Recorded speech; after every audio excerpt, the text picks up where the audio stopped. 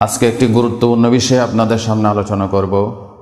আমরা যারা মুসলমান, যারা ইমানদার, যারা নবীর উম্মত দাবি করি, আমরা প্রতি মুহূর্তে আল্লাহ সুবহানাহু ওয়া তাআলার কাছে দোয়া করছি আমাদের দুনিয়াবি ব্যাপারে, আখিরাতের ব্যাপারে। সকলে চায় যে আমার দোয়াটা কবুল হোক, আমার দোয়ার ফলাফল আল্লাহ সুবহানাহু ওয়া তাআলা দান করুন। তো আমরা সকলে আল্লাহর কাছে দোয়া করছি, আর আল্লাহ নিজেও বলছেন ওয়া ক্বালা রাব্বুকুম উদউনি আস্তাজিব লাকুম, your lord has said call to me.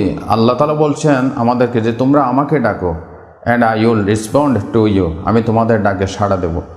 আল্লাহ সুবহানাহু ওয়া তাআলাকে আমরা সকলে ডাকছি, হয়তো আমাদের আমলের কারণে, আমাদের ত্রুটির কারণে আমাদের দোয়া কবুল হচ্ছে না।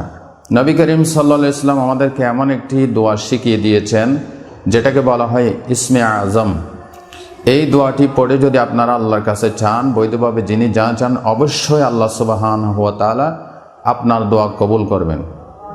সেই ইসমে আজমটি কি, এ নিয়ে মুহাক্কিকিন ইকরাম তাদের মতামত পেশ করেছেন। কেউ কেউ বলেছেন আল্লাহ সুবহানাহু ওয়া তাআলার মূল নাম, সত্তাগত নাম, জাতি নাম আল্লাহ, এই শব্দটি ইসমে আজম। আবার আবু দাউদ শরীফের হাদিসে ইবনে মাজার দোয়া পর্বে এসেছে ক্বালা রাসূলুল্লাহ সাল্লাল্লাহু আলাইহি ওয়াসাল্লাম ইসমুল আজম ফি হাতাইনিল আয়াতাইন। আল্লাহ নবী বলছেন সামনে যে দুটি আয়াত, এটার ভিতরে ইসমে আজম, সেটা কি?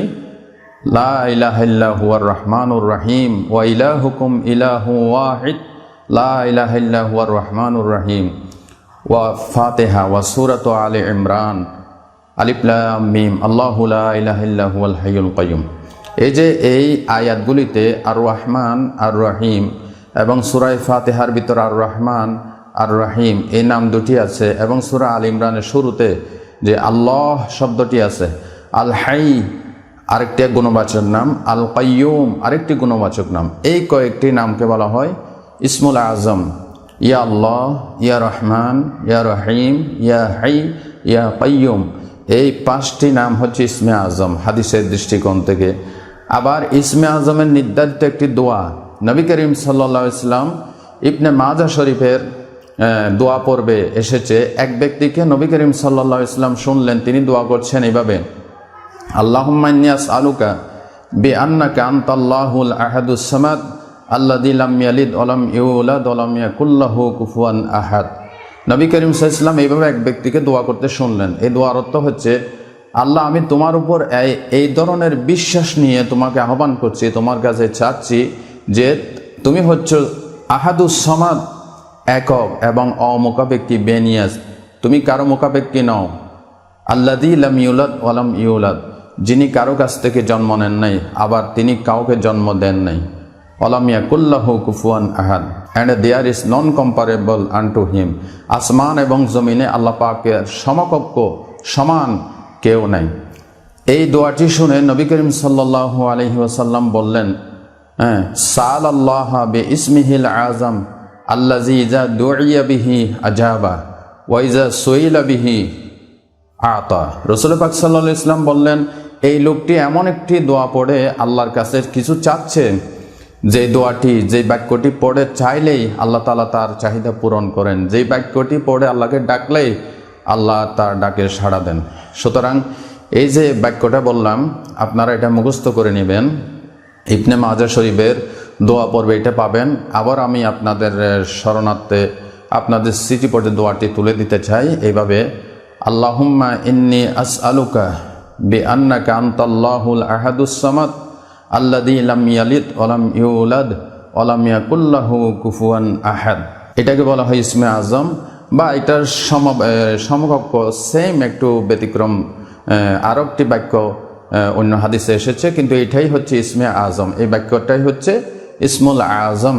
এছাড়াও আপনারা দোয়া ইউনুস পড়ে যদি আল্লাহর কাছে কিছু চান, দোয়া ইউনুসের বেলায়ও হাদিস শরীফে এসেছে, লা ইলাহা ইল্লা আনতা সুবহানাকা ইন্নী কুনতু মিনাজ জালিমিন। এটা পড়ে আল্লাহর কাছে চাইলেও আল্লাহ তাআলা কবুল করবেন। কিন্তু দেখা যায় অনেক সময় আমরা ইসমে আজম পড়ে চাইলেও আল্লাহর কাছে কবুল হয় না। এটার কারণ হচ্ছে আমরা নিজেরা। কারণ যে শরীরে হারাম আছে, যারা ইনকামে হারাম আছে, সুদ আছে, ঘুষ আছে, ওই দোয়া আল্লাহর দরবারে কবুল হবে না। হযরত সাদ ইবনে আবি ওয়াক্কাস রাদিয়াল্লাহু তাআলা আনহু, যিনি জান্নাতের সার্টিফিকেট প্রাপ্ত সাহাবী, তিনি একদিন নবীকে বললেন, ইয়া রাসূলুল্লাহ উদুল্লাহ আলী মুস্তাজাবাদ দাওয়াত আইয়া জাআলানি মুস্তাজাবাদ দাওয়াত। হে রাসূল, আপনি আমার জন্য আল্লাহর কাছে দোয়া করুন, আল্লাহ যেন আমাকে মুস্তাজাবুদ দাওয়াত বানাই দেন, আমি যা চাই আল্লাহ যেন তা কবুল করেন। নবীজি তাকে লম্বা একটি লিস্ট দিলেন না, একটা ওজিফা দিলেন না, সকালে বিকালে এভাবে জিকির করো, এভাবে করো, এই আমল করো, এই আমল করো, কিচ্ছু বললেন না। ছোট্ট একটি প্রেসক্রিপশন দিলেন, সেটা কি? আতিব মাতা আমাকা তাকুন মুস্তাজাবাদ দাওয়াত। সুবহানাল্লাহ। রাসূল বললেন, তুমি হারাম পরিত্যাগ করো, হালাল খাও, তাহলে তোমার দোয়া কবুল হবে। সুতরাং যারা হালালের উপর চলেন, হালালভাবে জীবনযাপন করেন, তারা ইসমে আজম পড়ে যে কোনো দোয়া করবেন, ইনশাআল্লাহ আল্লাহ সুবহানাহু ওয়া তাআলা কবুল করবেন। আল্লাহ তাআলা এই আমাদের সকলকে, মুসলিম ভাই বোনদেরকে হালালের উপর চলে ইসমে আজম যাতে আমরা আমল করতে পারি, সেই তৌফিক আল্লাহ আমাদের সকলকে দান করুন। সুবহানাকা আল্লাহুম্মা ওয়া বিহামদিকা আশহাদু আল্লা ইলাহা ইল্লা আনতা আস্তাগফিরুকা ওয়া আতুবু ইলাইক।